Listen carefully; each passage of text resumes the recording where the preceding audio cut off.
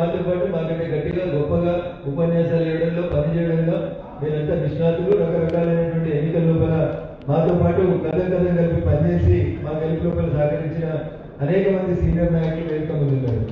కాబట్టి ఇంకేదో గొప్పగా చెప్పాల్సిందో ఇంకేదో చేయాల్సినటువంటి అవసరం లేదు. బహుశా నాకు తెలిసి ఇదే మనందరం కలిసేటువంటి ఆఖరి సమావేశం కావాలని చెప్పి మీకు అందరికి విజ్ఞప్తి చేస్తా ఉన్నాను. భవిష్యత్తులో ఇంత పెద్ద సమావేశాలు కాకుండా సమావేశాలను ఎక్కడికక్కడ అసెంబ్లీ లెవెల్కి కన్ఫైన్ చేసి సాధ్యమైనంత ఎక్కువ సమయం మనం ఓటర్లకు కేటాయిస్తే బాగుంటుంది. మీరంతా నాయకులు, అవకాశం కలిసి కొందరు అటువైపు ఉండొచ్చు, కొందరు అటువైపు ఉండొచ్చు. అవకాశం ఇస్తే బాగా మీరు కూడా బాగా మాట్లాడగలుగుతారు, పని చేయగలుగుతారు. కాబట్టి ఇంకా మీకు ఏదో మేము శిక్షణ ఇచ్చాం మళ్ళీ చెప్పాం ఇట్లా చేయండి అట్లా చేయండి అని చెప్పాల్సినటువంటి అవసరం ఉందని అయితే నేను అనుకుంటలేను. అందరూ విజ్ఞులు, మేధావులు.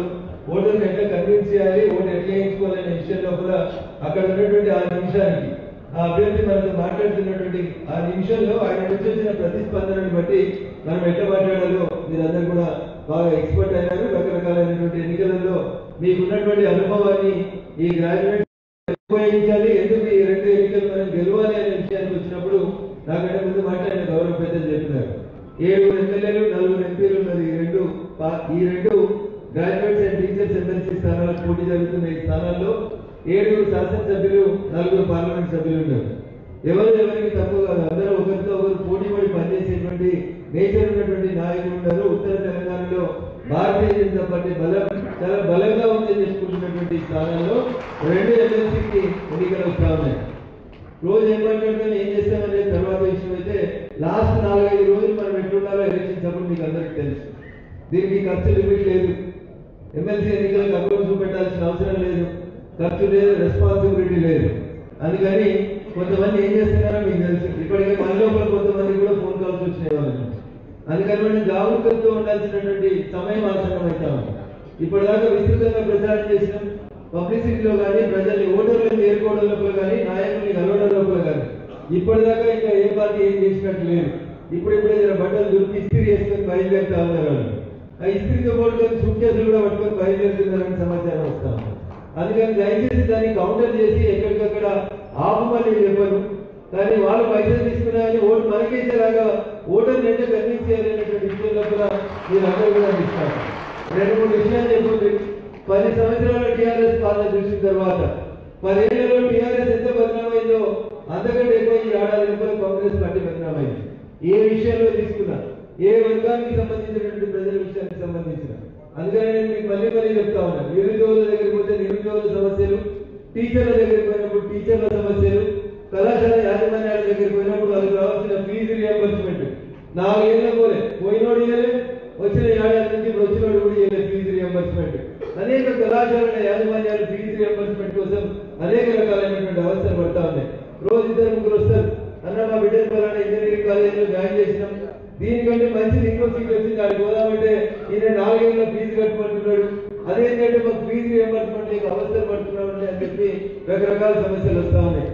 టీచర్లకు అడ్మిషన్ అయితే 3107 తర్వాత ఏ టీచర్ల కుటుంబానికి అడ్మిషన్ కానీ వాళ్ళ వేదన, వాళ్ళ ఆవేదన అనేది గంటల కొద్ది చెప్తా ఉన్నారు. అందుకని ఈ సమస్యలన్నీ పరిష్కారం కావాలంటే, రేపు మీ పక్షాన్ని నిలబడాలంటే, రేపు గెలిచినడు మళ్ళీ ఆ మందలో కలవద్దండి. చంద్రశేఖరరావు నాయుడు ఒక సామెత చెప్తుండే, అరే ఎవరు గెలిచినాక తెలిసి మనం అందరం కట్టేది అని చెప్తుండే. అట్లా కాంగ్రెస్ కూడా దానికేమైనా భిన్నంగా ఉంటుందంటే వీళ్ళు కూడా అదే కార్యక్రమం మొదలు పెడతా ఉన్నారు. ఇంత కుమ్రాయ్ గారు మాట్లాడుతూ మాట చెప్పింది, ఏ ఎమ్మెల్సీ గెలిచినా, టీచర్ల నుంచి గెలిచినా, గ్రాడ్యుయేట్స్ నుంచి గెలిచినా గత 10 ఏళ్లలో గెలిచిన వాళ్ళంతా అధికారంలో ఏ మంది ఉంటే ఆ మందమే జమయ్యేటువంటి కార్యక్రమాన్ని చేస్తున్నారు. కానీ ఒక భారతీయ జనతా పార్టీ నుంచి గెలిచిన శాసనసభ్యులు, పార్లమెంట్ సభ్యులు మాత్రమే ఇప్పటిదాకా ఏ రాజకీయ పార్టీ కూడా గొడవపడుతున్న పార్టీ మార్పించలేకపోయింది. అందుకని రేపు శాసన మండలిలో మన గొంతు నిలబడాలంటే మీకు అందరూ గుర్తునే ఉంటుంది. ఈ ప్రాంతం నుంచి గెలిచిన స్వామి గౌడ్ శాసన మండలి చైర్మన్ అవుతాడు అనుకున్న రోజు టీఆర్ఎస్ 5 ఎమ్మెల్సీలు లేరు, 40ల 5 లేరు. శాసన మండలి చైర్మన్ ఎట్లయితాడు, నామినేషన్ ఎట్లయితుందో వేస్తుందని అనుకుంటే పొద్దుగడి కల్లా ఈయన నామినేషన్ ఉందంటే నిన్న సాయంత్రం కల్లా కాంగ్రెస్ ఎమ్మెల్సీలకు టీఆర్ఎస్ లోకి వచ్చేసి గంపకుతో వచ్చేసి స్వామి గౌడ్ చైర్మన్ అయ్యాడు.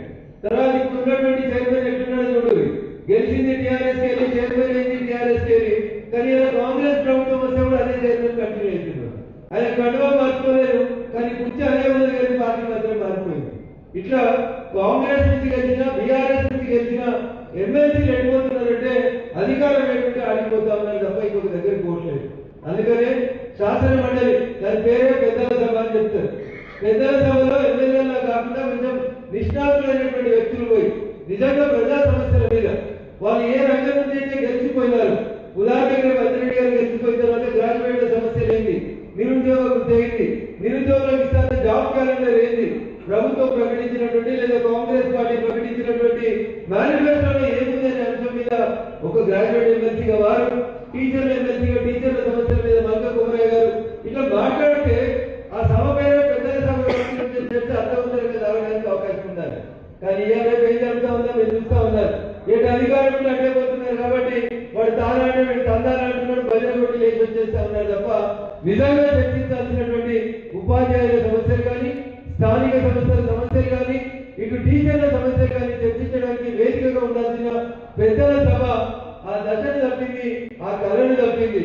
కళ రావాలి అంటే పాలకపక్షం ఎంత బలంగా ఉంటే ప్రతిపక్షం కూడా ఎంత బలంగా ఉన్న రోజే, ప్రతిపక్షం రోజు గట్టి నిలబడ్డ రోజే ఆ సభలో ప్రజాస్వామ్యం బతుకుతుంది, పరిణమిస్తుంది. కాబట్టి అదొక భారతీయ జనతా పార్టీ నాయకత్వం మాత్రమే సాధ్యమవుతుంది. మిగతా వాళ్ళు గెలిస్తే 10 ఉన్న కాడ 11 అవుతారు, 100 ఉన్న కాడ 101 అవుతారు తప్ప ఇంకొకటి కొత్తగా ఏం కాదు. ఏ మందరి ఈయన నా దొంగలేసి కట్టేటువంటి సంసారాన్ని అటు బీఆర్ఎస్ కాంగ్రెస్ కొనసాగిస్తున్నంత సేపు సభలలో ప్రతిపక్షాలు లేకపోతే, ప్రతిపక్షం కోర్టు నిలబడకపోతే ప్రజా సమస్యలన్నింటినీ పరిష్కారం కావు. మొట్టమొదటి పార్లమెంట్ లో జవహర్లాల్ నెహ్రూ గారు ఈ దేశానికి ప్రధానమంత్రి అయినప్పుడు తొలి సభ జరుగుతున్నప్పుడు, అయ్యా మేము ఇన్ని మంచి పనులు చేస్తున్నాం కదా దేశం కోసం, నువ్వు మీరు 5 లేదు పట్టుకొని పొద్దుగలైతే రోజు మమ్మల్ని తిట్టుకోవడమే ఎజెండా ఎందుకు పెట్టినావు, ఇదే పద్ధతి అని అడిగితే ఆ రోజు ఉన్నటువంటి ప్రతిపక్ష నాయకులు చెప్పినటువంటి సమాధానం, సార్ మీరు మాట్లాడిన ప్రతి మాటని బల్లలు కొట్టడానికి వెనకాల ట్రెజరీ వెహికల్ ఉంటుంది సార్, మేమున్నది 5 10 మందిమైనా ప్రతిపక్షం అనేది ప్రజల పక్షంగా ఉండాలని మేము కోరుకుంటున్నామని చెప్పి ఈ దేశానికి స్వతంత్రం వచ్చిన తర్వాత మొట్టమొదటి పార్లమెంట్ లోనే ప్రతిపక్షం మాత్రమే ఆ రోజు ఉన్నటువంటి ప్రతిపక్ష నాయకులు ఎక్స్ప్లెయిన్ చేయడం జరిగింది. ఇలా పాలకపక్షం లేదు, ప్రతిపక్షం లేదు, పొద్దుగాలు ఎట్లుంటున్నారు, పొద్దు గడిపోతా ఉన్నారు. మొన్నటిదాకా 3 రంగుల కండువా వేసుకున్నారు, మొన్నటిదాకా పింక్ కండువా వేసుకున్నారు, ఇలా 3 రంగులు వేసుకున్నారు. అంతకుముందు 3 రంగులు వేసుకున్న వాళ్ళంతా పింక్ వేసుకున్నారు. ఇటున్నోడు అటుపోయిన అటున్నోడు ఇటుపోయిడు, కండువాలు మారినాయి తప్ప మళ్ళీ కావాలని కనబడుతూ ఉన్నారు తప్ప కొత్త వాళ్ళు కనబడుతున్నాయి. ఆ పాత్ర పోషించేందుకు ఏ వరకు అవకాశం వచ్చింది. ఈ జిల్లాలు ఈ గడ్డ ఉత్తర తెలంగాణ అంతా కూడా పోరాటాలకి ఆదరించి కల్పించినటువంటి గడ్డ, బాగా మాట్లాడేటువంటి నాయకత్వం, గట్టిగా కొట్టాడేటువంటి నాయకులు గుర్తించినటువంటి గడ్డ. కాబట్టి దయచేసి రేపు గెలిపోయేటువంటి మన ఇతర ఎమ్మెల్సీ అభ్యర్థులు కూడా శాసన మండలిలో గట్టిగా ఆయా పక్షాల గొంతుగా నిలబడాలంటే మీరందరూ ఇప్పటి నుంచి ఒక వారం రోజులకు వచ్చి గట్టి కష్టపడి 25 ఓటర్స్ మీకు ఇచ్చింది 25 మంది. 25 మందిని 5 రోజులలో ఒక్కొక్కరిని 5 సార్లు పట్టణప్రభుకి ఇచ్చిన కదా ఆయన చూసుకుంటాడు. నా డ్యూటీ కాదు, మిగతా ఎక్స్ట్రా కరిక్యులర్ యాక్టివిటీసే నేను చూస్తానంటే కుదరదు. ఎక్స్ట్రా కరిక్యులర్ యాక్టివిటీస్ తో పాటు అసలు కరిక్యులర్ కూడా మీరే చూడాల్సి ఉంటుంది. ఎక్స్ట్రా కరిక్యులర్ యాక్టివిటీస్ చూడడానికి జిల్లాకు ప్రభారి వీళ్ళు వాళ్ళు వచ్చినారు, వాళ్ళు చేసే ఎక్స్ట్రా కరిక్యులర్ యాక్టివిటీస్ అన్ని వాళ్ళు చూస్తారు. కానీ మీరు పచ్చిస్ ప్రభావిగా ఉన్నటువంటి మీ మీదనే బాధ్యత ఎక్కువ ఉంటుంది. పునాది లేకపోతే మీకు నిలబడదు. కాబట్టి ఆ పునాది వాళ్ళగా పనిచేస్తున్నటువంటి మనందరూ కూడా మన పునాది మనం కట్టినంత మటుకు బెస్ట్ పెట్టి గట్టిగా కట్టేలాగా పనిచేయాలని చెప్పి మీ అందరితో సవినయంగా విజ్ఞప్తి చేస్తూ చివరి ఒక మాట, పోయినసారి ఓటింగ్ సార్లు నేను చూస్తే 50% ఓటర్స్ మాత్రమే గ్రాడ్యుయేట్ ఎమ్మెల్సీ ఓట్లేసి, టీచర్లు అంటే 90+ చేసిండ్రు. గ్రాడ్యుయేట్ ఎమ్మెల్సీకి వచ్చేసరికి ఒక ఆయన ఎన్రోల్ చేసుకుంటాడు, ఏదో కంపెనీలో కొల్లొద్ద పోయి పట్టణంలో ఉంటాడు, నాకేంటి అంటాడు. నేను పట్టణంకి వెళ్ళి ఓటేసుకోవాలంటే నాకేంటి అని అంటాడు. ఈ నాకేంటి అంటే పదం వెనకాల అర్థమైందో నాకంటే ఎక్కువ మీకు తెలుసు.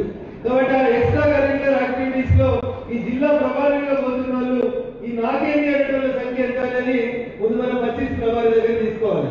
కరీంనగర్ ఆయన అల్వాళ్ళు ఉన్నాడు, అల్వాళ్ళకి వచ్చి కరీంనగర్ నోట్ వేసుకోవాలి.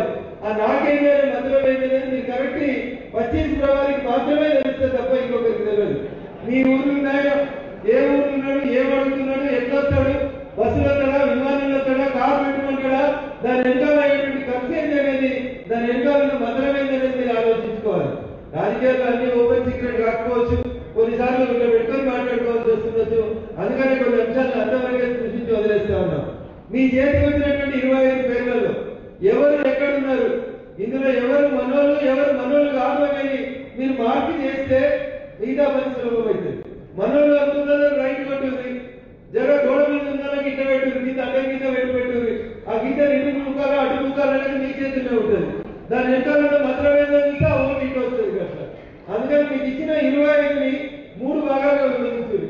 ఇది పక్కా మన ఓటు, ఇది గోడ మీద ఉన్నది, ఒక టక్కా ఇస్తే ఇటు వస్తుంది, అదొక రకమైన ఓటు. 3వ ఓటు మీరు రాడు మనకి ఎట్టి పరిస్థితుల్లో ఇంటి మార్పు పెట్టుకుంది. అట్లా 25 ప్రభారి నిజంగా 25 మందిని ఐడెంటిఫై చేసి అన్న ఎవరు ఎట్టుంటారో తెలుసుకుంటే ఇంకెంతమంది మనకి అప్పకింటికి తెచ్చుకోవాలనేది మనకు లెక్క పెద్ద కష్టం కాదు. భారతీయ జనతా పార్టీ అమిత్ షా గారి నాయకత్వంలో ఒక మాట ఎక్కడ చెప్తుంది, ప్రతి బూతులో ఊరందరూ ఒక దిక్కు పోయినా, దేశంలో ఉన్న రాజకీయ పార్టీలను ఒకవైపు పోయినా మనం ఒకరిమే ఒక దిక్కై పోటీ చేయాల్సిన పరిస్థితి వస్తుంది ఈ దేశంలో ఏదో ఒక రోజు అని చెప్తుంటారు అమిత్ షా గారు. ఇలా వచ్చింది ఆ పరిస్థితి. కాంగ్రెస్ ఎన్నికలు అన్ని పార్టీలు జమగట్టుకుని పోతా ఉన్నాయి. అప్పుడు అమిత్ షా గారు ఎట్లా గెలుస్తారు సార్ అనమాట ఒకటే మాట చెప్పాడు, నువ్వు పెద్ద 20 ఇంటికి గెలిపిస్తా అని చెప్పకు, నువ్వు చేయాల్సింది నీ బూత్ ప్రెసిడెంట్ తో కరెక్ట్ పనిచేయచ్చు. నీ బూత్ ప్రెసిడెంట్ కి వచ్చిన టార్గెట్ ఏంటంటే 100 ఓట్లు ఉంటే నా బూత్ గా ఎవడు ఏమైనా పోని, మెదక్ ఏమైంది, సిద్దిపేట ఏమైంది, తుపాకులు ఏమైంది నాకు సంబంధం లేదు. నా బూత్ లో 100 ఓట్లు ఉంటే నేను బరాబరి 51 మందిని గీత గీసి నాలుగు తెచ్చుకుంటానే రీతిలో నీ బూత్ ప్రెసిడెంట్ నిలబడ్డ రోజు కాంగ్రెస్ కమ్యూనిస్టులు ఎర్ర జెండాలు పచ్చ జెండాలు ఏడు గుర్తులు 2 సుఖాలు ఎన్ని ఒకరికి పోయినా నువ్వు ఒక్కరినే గెలవాలి, నిలబడాలంటే నీ బూత్ ప్రెసిడెంట్ నిలబడాలన్నాడు. ఇలా బూత్ ప్రెసిడెంట్ బాధ్యతలు ఎవరు తీసుకోవాలంటే మనం 25 ప్రభావం తీసుకోవాలి. 25లో బరాబరి నా 25 13 తెస్తా. ఈ 13లో 6 నాదిక్కున్నారు, 6కి మధ్యలో చూస్తూ వస్తుంది. ఈ ఒక్కరిని ఏదో ఒక రకంగా ఎత్తుకోపోతాను లెక్కలు మీరు కరెక్ట్ రాసుకోగలిగితే ఇది పెద్ద యుద్ధం కాదు. ఏరియా పెద్ద ఉండొచ్చు, అభ్యర్థులు మీ మండలానికి రాకపోవచ్చు, మీ ఊరికి రాలేకపోవచ్చు, మీ అసెంబ్లీ కాన్స్టిట్యూన్సీ కూడా కొన్ని సందర్భాల్లో రీచ్ కాలేకపోవచ్చు. కాబట్టి మీరే అభ్యర్థులు అనుకోండి, ప్రతి 25 ప్రభావి నేనే అభ్యర్థులు అనుకోని చెప్పి తీసుకొని ముందుకు పోతే ఇక్కడ ఈజీగా గెలవడానికి అవకాశం ఉన్నటువంటి అంశం కనబడతా ఉంది. ఒక ఎన్నికలలో పోటీ చేసేటట్టు ముందే చేతులు ఎత్తేసిండు, మాటలు మాట్లాడుతుంటే బాగా మాట్లాడతాడు. ఇవాళ కూడా పేపర్లో కనబడుతుంది, మోడీ 1,25,000 కోట్లు అప్పు తెచ్చి ఏం చేసిందో చెప్పమని అడుగుతున్నాడు. ఇంత దుడ్డాడు మీ జిల్లాలో ఉన్నాడు ఒకడు, ఏం చేయాలో అర్థం కాక నిలబెడతా ఉన్నాడు. మనం తెచ్చిన 1,25,000 కోట్లు ఏం చేసినాం అనేది నువ్వు తిరిగే రోడ్లో నడితే చెప్తే ఏం చెప్పాలి? కామారెడ్డి పోయి రాజకీయ వెళ్ళాలి, లేకపోతే రేపు బాబు